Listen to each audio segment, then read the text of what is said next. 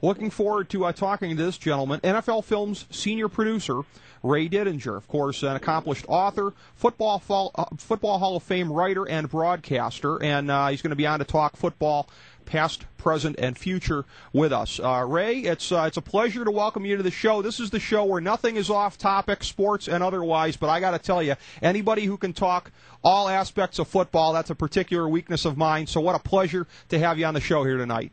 Well, it's good to be with you as well. It's great to do this here.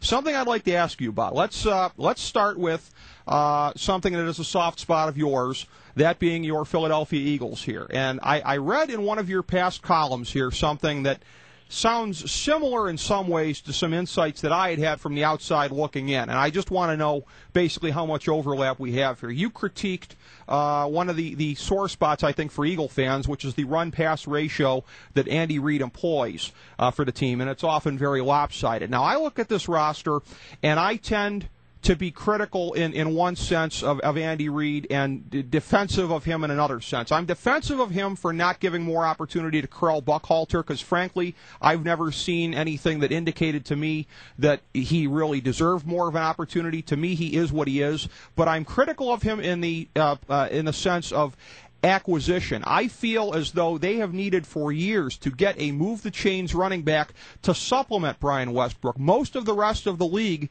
is going to a ratio where you have a lead back, but he is platooned, at least in some small way, by a change of pace back. I've seen them for years as needing that type of a back who could keep Brian Westbrook fresher, who could move the chains in bad weather, who could give this offense the missing element that it hasn't had. So what are your thoughts close to where you sit as an Eagles observer? Well, to some degree, I think, just philosophically, yeah. I think that, over the course of the 10 years when Andy's been the head coach here, I just think that his run-pass ratio, I thought, has always been too heavily tilting towards the pass. I think they have strayed way too far away from the run way too often. I think it's cost them games in the regular season. It's cost them some big games in the postseason. And part of it is just, and part of the problem that has developed is just Andy's general construction of the team. I mean, if you look at it this year, I mean, you point out that they kind of are down to one real productive back, and he's a very productive back, but he's one back, and that's Brian Westbrook. But other than that, I mean, you look around, they don't have a tight end that can block, any of them. Your two tackles are both in their mid-30s, and Runyon was basically playing on one leg this year. They lost Sean Andrews early in the year, and they never found a replacement for him. They have a center who's, I think, real limited. So yeah, to me it was always a bit of a dilemma. I mean, I'm a bbig proponent of running the ball more. I think they should, but then I look at what they have up front and the things that you need and a fullback. I mean, they went into the season without a fullback. They tried to make a go of it with a converted defensive tackle. So part of the problem, I think, was the general construction of the team. As good as Westbrook has been, and even though he was hurt this year, he wasn't the same player, but as good as Westbrook has been over time, they've never really surrounded him with the elements that make up a good running game. I wish they would run more, but part of it is you look at the team that he takes out of training camp and brings into the season, and you say, you know what, this isn't a team that's really equipped to run the ball all that well. And and I think that in their off-season evaluations, I keep thinking that every year when they go to do their off-season evaluation, they're going to step back and say, you know what, we really do need to address this. We really do need to go get a real fullback. We really do need to go get a tight end who can block. We really do need to shore up the A gap in the offensive line. Do all those things to put ourselves in a position where we can run the football efficiently. And, they never really do. Well, my thoughts are very similar on that, and I must say, Ray, that it's for that reason, and those thoughts that I had led me astray as far as what to expect, because I dismissed it as just this trendy media meme that the Eagles were the Giants of this year, and the Eagles were going to beat the Giants in that game. And I said going into that game, boy, was I wrong. I said, you know who the Giants of this year are? The Giants. I totally dismissed the Plexico Burress situation there, and I was way wrong on that because they're not the same team without him. But how surprised were you? I mean, it seemed to be a trendy thing to pick the Eagles to win that game, and hey, for once the trendy people had it their way. How surprised were you, or unsurprised as the case may be, that they were able to pull off that win? Oh, I was surprised. I was surprised. I didn't think they were going to win. I didn't make any friends in Philadelphia that week because I picked the Giants, and and the prevailing sentiment. You're right. Nationally, a tremendous number of national people picked the Eagles, and of course in Philadelphia, everybody was picking the Eagles. But I picked the Giants because I just thought, and I recognized that without Burris, they really were a profoundly different team. I mean, there was no doubt about that. But I still felt I had seen the Eagles play so inconsistently over the course of the regular season, and so poorly so often. I mean, you can't play any worse than they played in Washington the next to last week in the season. So the thought that they could go into Giant Stadium twice in 5 weeks and beat the defending Super Bowl champions, put together two efforts like that, and beat the Giants twice, I just didn't see it happening. The Giants played really badly the first time the Eagles went up there, and the Eagles really dominated that game. Of course, that was just days after the Burris shooting, and the Giants actually played like they were sort of in shock. But I really thought that getting another chance to play the Eagles in the postseason, at home, refocused, embarrassed by what happened before, as the defending champions, I really thought that the Eagles were going to get the Giants' best shot in that game. And they really didn't. Again, the Giants played poorly. I give the Eagles credit. They played well. But I didn't expect that. I thought the Giants would win that game. And when the Eagles won, I was surprised. And then, I thought going to Arizona, I remember writing a column for the Comcast website in Philadelphia where the lead of my story was, don't take the Cardinals lightly. Because everybody in Philadelphia, the same people that were picking the Eagles to win over the Giants, and they were right there, just vaulted right past Arizona, right to Tampa. That after the Eagles beat the Giants, they said, well, my goodness, look at this. What a break we caught. Arizona knocks off Carolina. We beat Arizona by 4 touchdowns on Thanksgiving night. This is like a free ticket to the Super Bowl. And the feeling in the city was one of the NFC Championship game was going to be a walkover. And I didn't feel that way. After having watched what Arizona did against both Atlanta and Carolina, I thought the Cardinals were going to be a challenge. And, boy, did they ever prove to be a challenge. Well, it certainly was quite a challenge. I have to say, again, I was wrong on the NFC Championship game as well. Didn't think it would be a walkover, but I thought in a narrow game, Philadelphia, I thought, would prevail. And I'm wondering what this says or doesn't say, as the case may be, about the quote-unquote sanctity of the regular season. Because you talk about Philly, what happened to them in a couple games, and that shameful effort against the pathetic Cincinnati Bengals. But Arizona's got their own sob stories, going up to New England and pretty much rolling over and playing dead. I mean, you have to look at this and you have to say, these games in November and December that supposedly are sacrosanct and tell us so much about what we're going to see in the playoffs. Boy, in the NFC this year, those games didn't tell us anything. Well, it's kind of typical of the way the league is right now. I mean, it's very even. I mean, things change so much from week to week. It was very hard, really, from week 1 right through the end of the season to identify who the really good teams were. It was very hard to get much of a fix on it. The Eagles were kind of reflective of that. I mean, they had stretches this year where they played really well. You look at the two teams that played in the Super Bowl this year, played what I think was the best Super Bowl we've seen, to be honest with you. It was a great game. Both teams played really well. And those are two teams that the Eagles beat soundly during the regular season. I mean, beat the Steelers, beat them up physically, sacked Roethlisberger 8 or 9 times, won a game handily with them in September, and then, as I said, on Thanksgiving night, beat the Cardinals by 4 touchdowns. And those are the two teams that played in the Super Bowl while the Eagles sat home. It was, I guess from an entertainment standpoint and from a fan standpoint, it makes for a great league because, we have really reached the point of Bert Bell's dream where on any given Sunday anybody can beat anybody. But for guys like us that try and make a living sitting on the side trying to analyze this and make sense of this, it can be really frustrating. Believe me, I look at the Eagles every week, but I also look around the league, and sometimes I get the feeling that I can't tell which side of the looking glass I'm on. Oh, I can understand that because to me, what happened with Arizona, in some ways, it was a bit reminiscent of that run that the Colts went on a couple of years ago, where they had that offense that just couldn't do anything against the run. Now, in their case, they got back Bob Sanders for the playoffs, and we know what a difference maker he can be, and for anybody who didn't know, they found out. It was not completely inexplicable the way that they tightened up playoffs 2 years ago and went on that run, but this year, for Arizona, you're left to just kind of scratch your head and say, how could they be this good in the playoffs and be so stinko in the regular season? For everybody that was patting Clancy Quincy Pendergast on the head and saying what a great job. I was kind of wondering, where's your defense been all year? This is a defense that's better than the sum of its parts. Didn't show it during the season, and evidently the Cardinals must have agreed with that because Mr. Pendergast was left looking for a new job. Yeah, I would say that's true. I mean, the Cardinals had some performances this year on the defensive side that were, you could only describe them as embarrassing. I mean, the game up at the Meadowlands against the Jets, flat out embarrassing. The game against the Eagles on Thanksgiving night, embarrassing. Game up in Foxborough against the Patriots, embarrassing. I mean, if you had told me at any point there, if you had told me Thanksgiving night after watching the Eagles dismantle that team at Lincoln Financial Field that the Arizona Cardinals were going to be in the Super Bowl, I mean, I'm not a betting man, but I would have bet anything that was not possible. I mean, a defense that gives up 426 points is going to play for the World Championship? I don't think so. But that's what you know. I mean, schematically, X's and O's wise, yeah, they did some things differently in the postseason, but to a large degree, it was just a matter of some guys who were really talented players just raising the level of their games. I mean, Antonio Smith is a really good player, but didn't show it all time during the regular season, but really played well in the postseason. Dockett played out of this world in the postseason. You know, Carlos Dansby, who's a tremendously talented player, finally played like that in the postseason.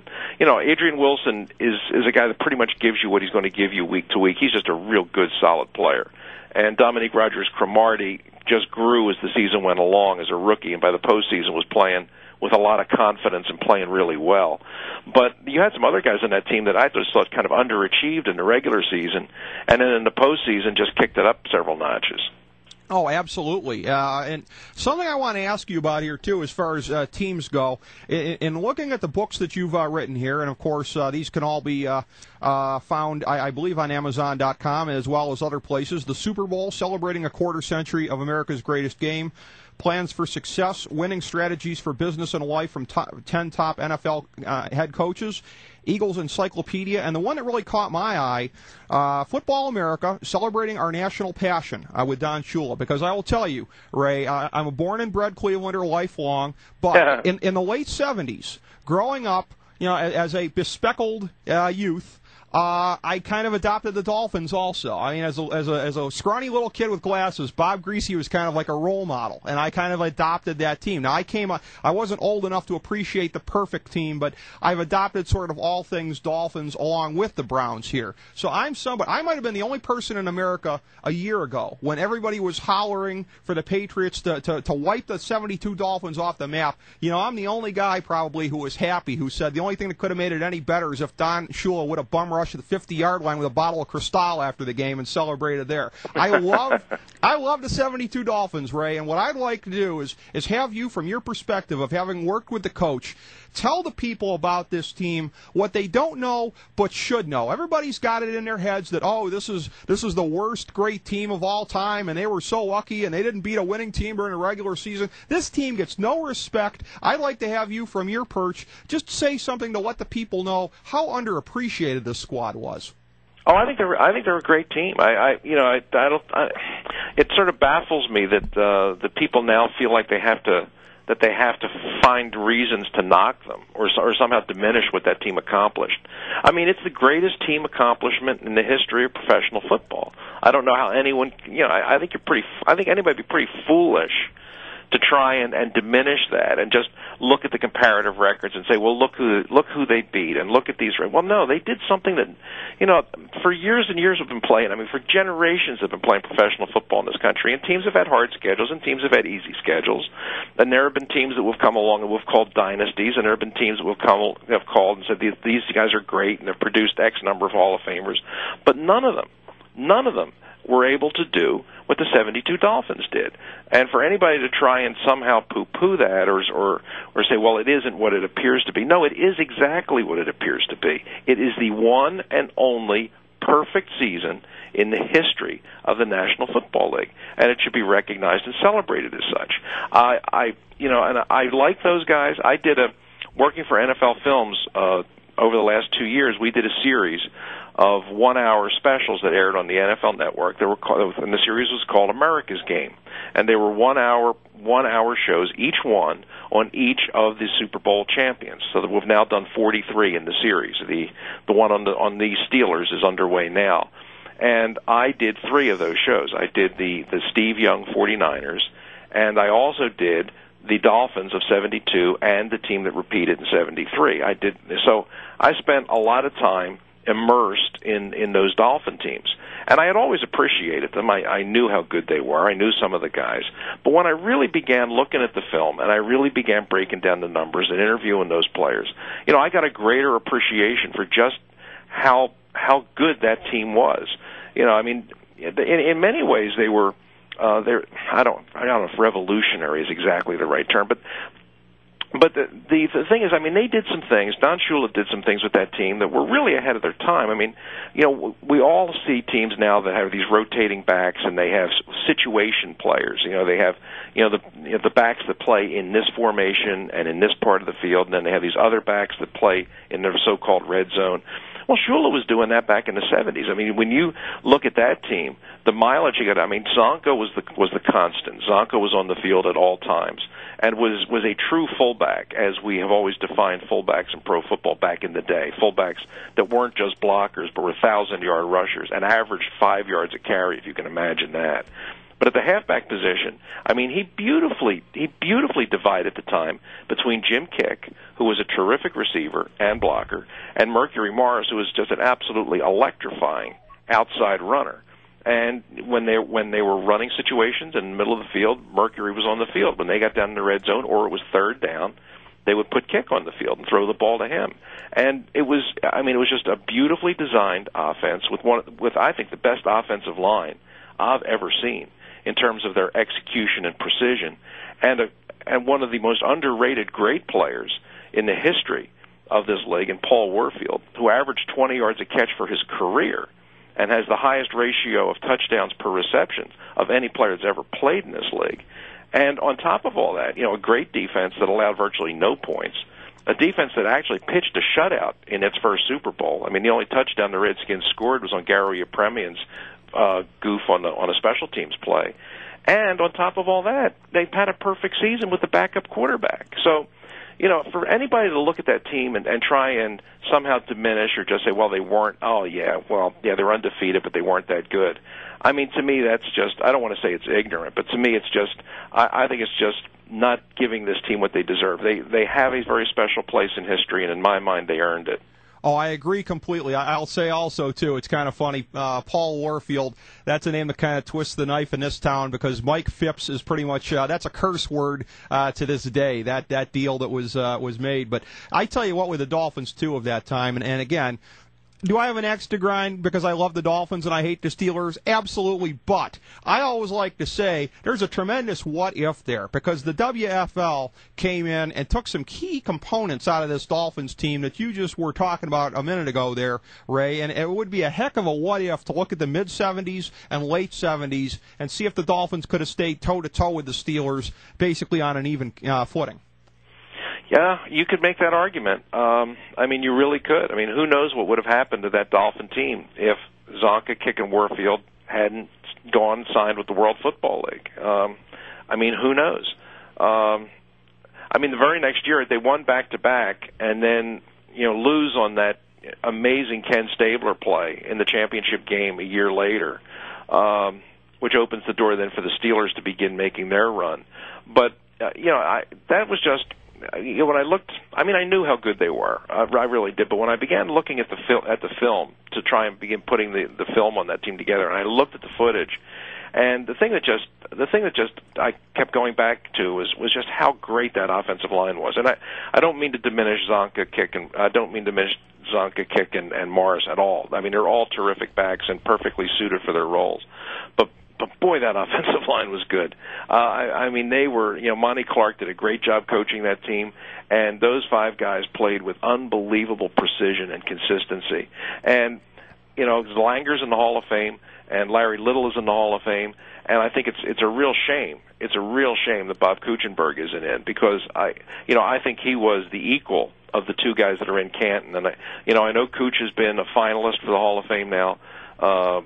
4 or 5 times now, and has never quite gotten over the threshold. But I would like to get the voters in a room and just show them the same films that I watched in putting that film together, and just sort of circle number 67 and say, watch this guy. And I think it wouldn't take very long before guys would be ready to put him in Canton.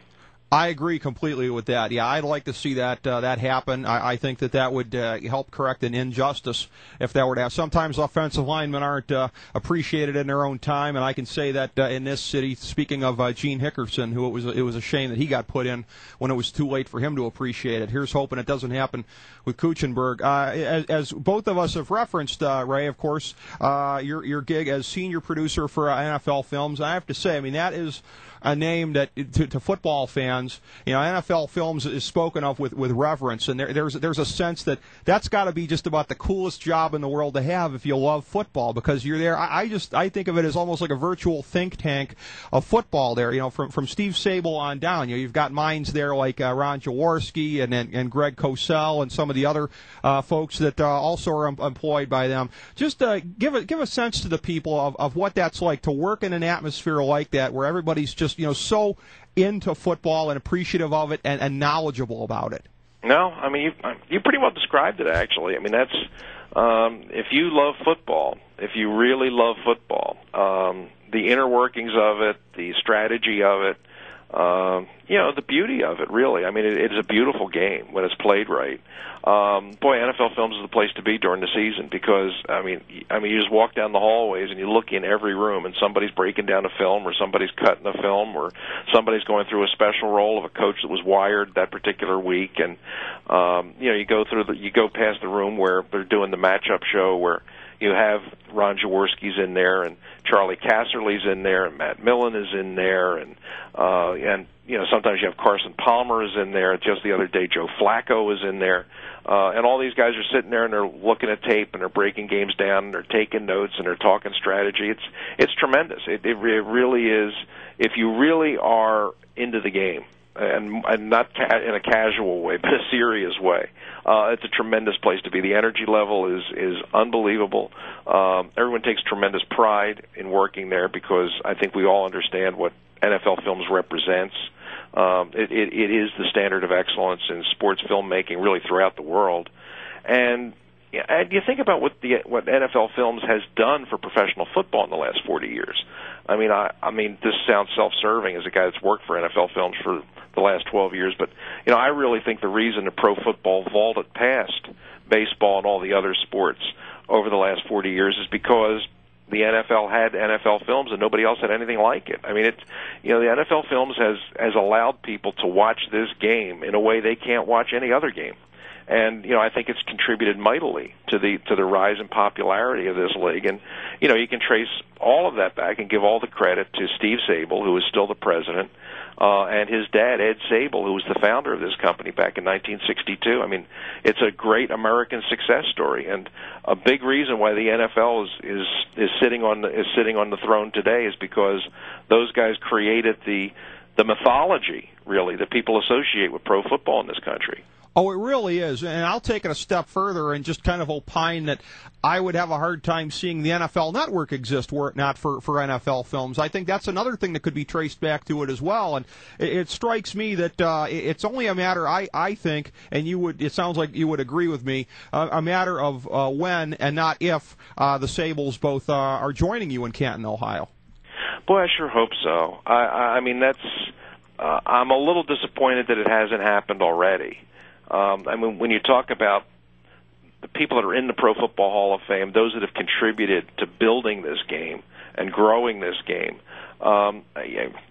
it'd be hard to name a whole lot of people that have done more in that regard than Mr. Sable, Big Ed as he's known, and Steve. I mean, they are that important to the story of this league and its growth and popularity. And it's, I've talked to a lot of people about why this hasn't happened. Why has this not happened yet? And I think it's going to. I think it's inevitable. At some point, the voters there have to recognize that these guys need to be in there, and I just hope it happens while Mr. Sable's still alive to enjoy it. I mean, he's 94 now, and he's still in good health. He's retired, and he's living in Arizona. But I mean, I would like to see him have that weekend out there because he has certainly earned it. And people in this country, the beautiful thing about NFL films and what they do is, it was said once by Steve, and he said, if our idea is if you went to the game and you watch our show, you'll feel like you weren't there. You'll feel like you've seen it in a way you never saw it before. But if you didn't go to the game, but you see our film, you feel like you were there because it took you inside to that degree. And I think that's true. I think the way they portray the game, the way they, with the sound and the wirings of the coaches and players, which we're doing more and more of all the time, you've given people an insight into what it means to play in the NFL, that the fans have an appreciation for this game and what's involved in playing this game, more so than they have for any other sport. Here. I'm hoping that they make it in, as we've said, when they can still enjoy it, both of them, and it not be a situation like Gene Hickerson in football or Buck O'Neill in baseball. We need to appreciate people when they're still around to hear it, or in the case of Mr. Hickerson, able to fully bask in it as is deserved. But I agree. When you look at this, again, I know it's, you mentioned here, and I've seen, on your bio, the work that you've done with the NFL films for the NFL Network as far as America's Game. What are some other things that you'd like to mention that NFL Films has got going on, whether it be with the NFL Network or otherwise, and projects that you're working on presently aside from that? Well, we're still sort of in the wrap-up mode. We're still putting the past season to bed. We're still got some Super Bowl stuff we're finishing up. But what I'm doing now is I'm working on something that's been pretty successful over the last few years. Are these history of a team 2-disc DVDs, which they started doing a few years ago, and boy, they've been really successful. And each off season we do two new teams and do a double disc DVD, complete history of that franchise. And we've done a number of them over the years. I worked on one with the Eagles a number of years ago. I did one with the Steelers. I worked on one with the Jets, and then this year I'm doing one with the Buffalo Bills. That's what I've sort of begun working on is this Bills history film, and it's really a lot of fun. It's to go back, especially when you're dealing with some of these old AFL teams. To go back, and we don't have a lot of footage of them, but what we have is, it is kind of funny to see what the AFL was back in its first year or two. These teams playing in high school stadiums and, before crowds that I don't know what they were announcing, but I know what they were. There were some of these crowds that I see that, if it was 5,000 people, they were lucky. Wow. To think that that's what the AFL was at the start, and, the guys the owners who started that league, how they had to fight to keep that league alive and to make it viable, and finally bring it along to a point where by the end of the decade they actually merged and became part of the NFL. Pretty amazing story, and I have really enjoyed doing this. When I did the Jets one a couple of years ago, I was lucky enough that I was assigned the Namath years, so I had the opportunity to do the years from when Namath was drafted right through, and my goodness, looking at the footage of Namath before his knee injuries, and just what a beautiful player he was. In terms of his drop away from center and setting up in the pocket and his release, my goodness. I don't know if there was ever a better pure thrower of the football than Namath was in his young years. He was magic, and I was a young guy, didn't see that much AFL. I kind of saw little bits here and there. Obviously, saw Super Bowl III, but to look at that on film and just game after game and just watch it, that was a joy. Working on that film, that was an off season I really enjoyed. Oh, that sounds like a lot of fun, Ray. And I tell you what, here's a free tip for you. That if you're looking to draw the right straw in the office there when it's time to do best of the NFL DVDs, go for the Browns one, because you only have to look for stuff up to 1964, maybe a footnote on the late 80s. That should be a pretty easy one to do, Ray. No, I'll bet. Well, actually, we did a Browns one. We did a Browns one. Might have been last year. Okay. We did a Browns one last year because I had this was another one where I got lucky. I got the Jim Brown years. Ooh. So we did a history of the Browns film last year, which is double disc DVD. I'm sure if folks go to Amazon or they go to their local video store, they can find it. And it's a terrific film. Jamil Smith, Todd Schmidt, myself, three guys worked on it, and I got the Jim Brown years. So that was really a lot of fun. These are really great projects. I mean, one of the great joys of working at films is the ability to do that research, and we obviously have all the film in house. I mean, you just go into the vault and pull it out, and you can just put it up on your viewer, and you can get to see Jim Brown with the football under his arm again. And believe me, it's as impressive today as it was in the 50s and 60s. That's got to be amazing to be able to do that. But as far as being able to disseminate that to a wider public, which is, at least with the hardcore fans, equally appreciative of this kind of stuff here, I often hear the question just from friends of mine, just as we're kind of thinking aloud here, is there ever a time when NFL films, you've got films of every game going back decades, every NFL game anyways, is there ever a time when some of that might be made available perhaps on demand or disseminated to the public in some kind of wider way for them to be able to take advantage, even if it's just key games here and there? Is there any sense of ever opening the vault even wider, perhaps in an uncut way, to the public? Well, some of that, there are obviously highlight films that are made of every team every year. Yes. So there's a 30-minute highlight of every team season going back to when NFL films originated back in the 60s. Mm-hmm. Now those are not. I mean, the older ones are not available to the public right now, unless you make what is called a special order. I mean, you can contact NFL Films and talk to one of the folks in the purchasing department, and you can order the 1956 Cleveland Browns highlight. You can get it. Now, the thing is, they will have to pull the film off the shelf, and they will have to run you a special copy. So obviously, it involves stock, it involves labor, it involves that stuff. So the highlight film will probably cost you, I'm saying, $50, $60. Mm-hmm. But they can do that for you. It all exists. But one of the things that they are trying to do is they're trying to do more in the off season to turn around these kinds of games and make them available. Time Warner has been working with NFL Films in the last few years to do more of these history of a franchise DVDs, or the greatest games series, doing 1-hour films that are reconstructions of some of the great games in NFL history. Every year we do 3 or 4 of those that are now made available as a 1-hour video. And somebody can, and anybody who's interested can contact NFL Films, and they can send you a catalog of all the stuff that actually is available and orderable. I'm not talking about calling up and having one specially made for you. Uh-huh. I mean, this stuff does exist, and there is a catalog that you can order that will tell you what's available and how much it'll cost and how you can order it. So if anybody's out there and really does want to take us up on that, just contact NFL Films, ask for the catalog, and see what's there. You might be surprised. It's actually a pretty good inventory.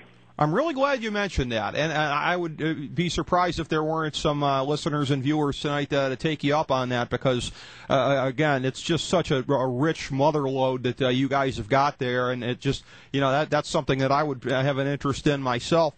To bring this full circle, Ray, I said I wanted to talk past, present, and future with you on the game here. I know that in some of your writings, you've been known to cover NFL draft prospects and looking at the future of the game. I'm just wondering, with the All-Star games now behind us, with the Combine just in front of us here, at this point, is there anybody who's kind of caught your eye, who is a little bit underrated still in the public eye, who isn't getting a lot of attention yet, but you feel could be a good draft value? Oh, in this coming draft? Yes.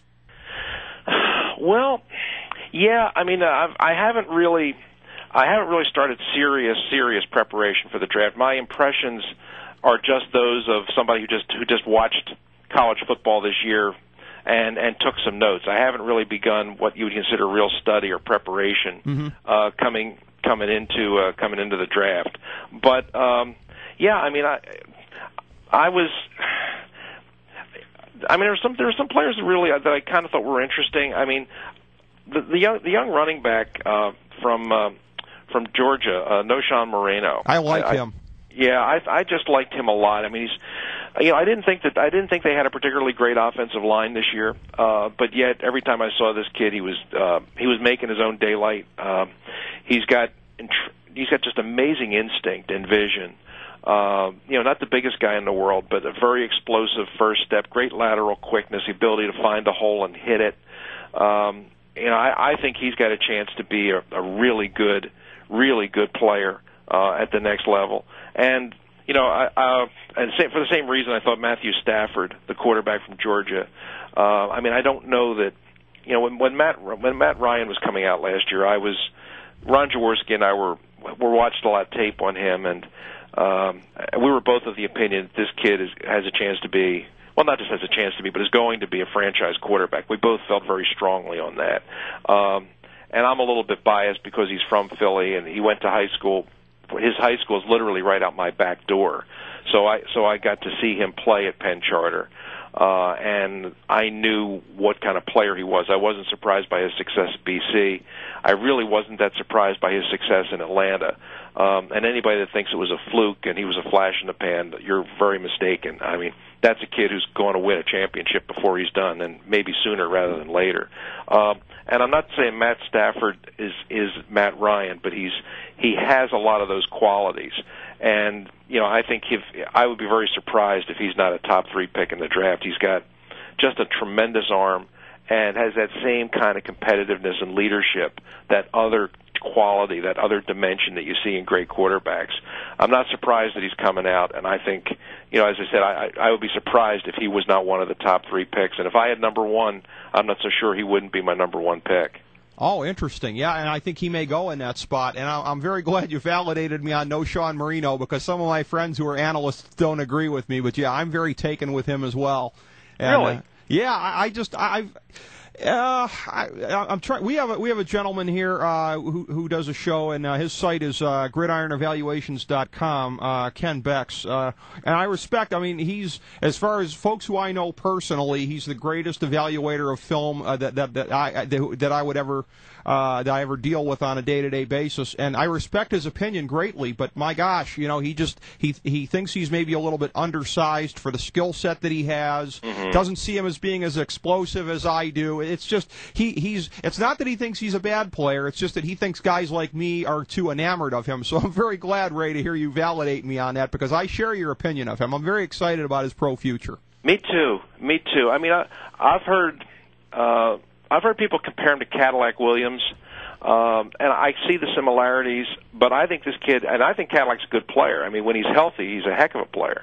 But I think this kid has a little bit more explosiveness and a chance to be even better if he can stay healthy. The size you worry about a little bit, but listen, to be a running back in the National Football League, I mean, they all take their lumps, and they all have run the risk of getting hurt. I mean, whether you're Brian Westbrook size or whether you're Brandon Jacobs size, I mean, it's the nature of the position. You're going to get dinged.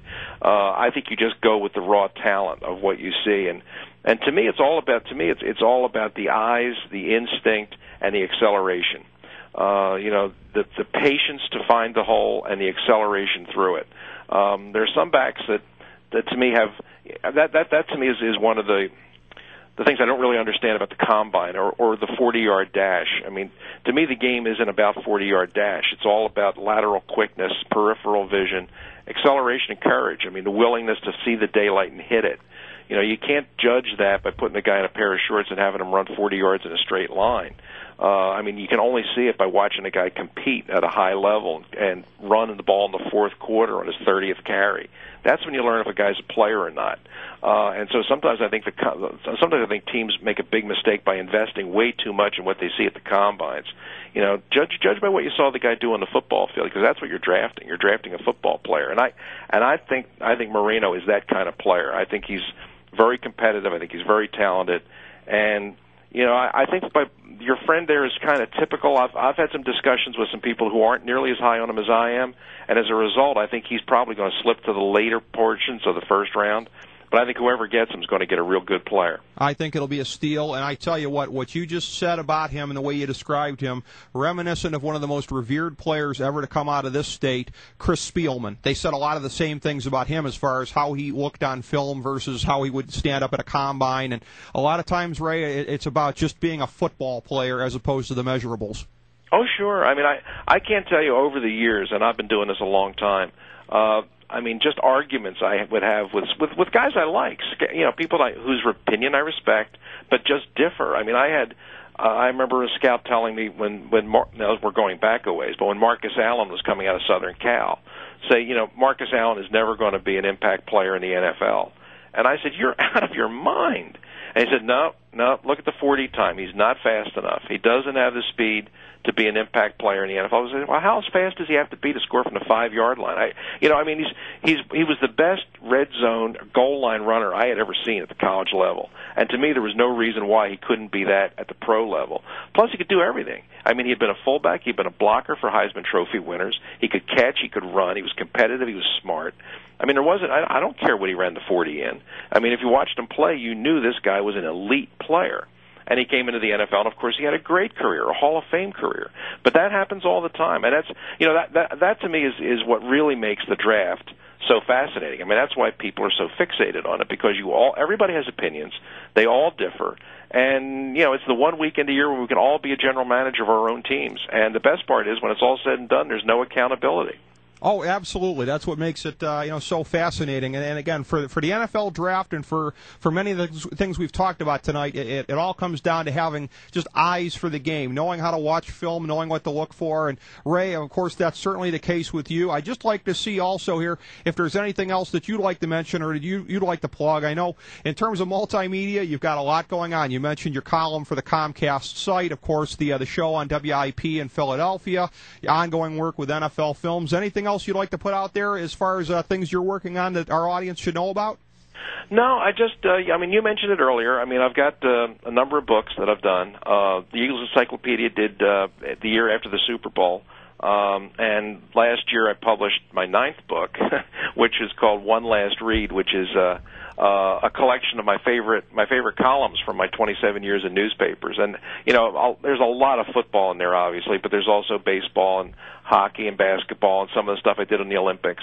So that's called One Last Read, and that's available on Amazon, and that's also Temple University Press. And I'm just finishing up my latest book, which is going to be out in the fall, which was really a lot of fun, and it's called The Ultimate Book of Sports Movies, and it's a look at just the history of sports movies, how they began, how they've evolved, and a whole bunch of stuff about the ones we love and the ones that were bad. And it was of all the things I've written over the years, I don't think I've ever had more fun than I had writing this. This was really a fun book, and it'll be out in the fall. And I'm hoping that people find it and read it, because I think they'll if they enjoy reading it as much as I enjoyed writing it, they'll have a good time. Oh, that's great. And I tell you what, Ray, between now and the time when this comes out to press, we'd love to have you back on the show. It was a real pleasure just getting to talk football with you here tonight. And again, I think our audience got a real feel for everything in your background and everything you've accomplished in the world of football. Very deserved member of the Pro Football Hall of Fame. Again, we'd love to have you back on with us sometime, Ray. Hey, anytime. Just give me a call. Okay, great. Thanks, Ray. It was a real treat. Same here. Take care now. Oh, Bye-bye. Thank you very much. Ray Didinger, everybody, senior producer at NFL Films, and again, accomplished Philadelphia sports writer, author, broadcaster, et cetera, et cetera. Just a lot of fun to talk to this gentleman. I was looking forward to it.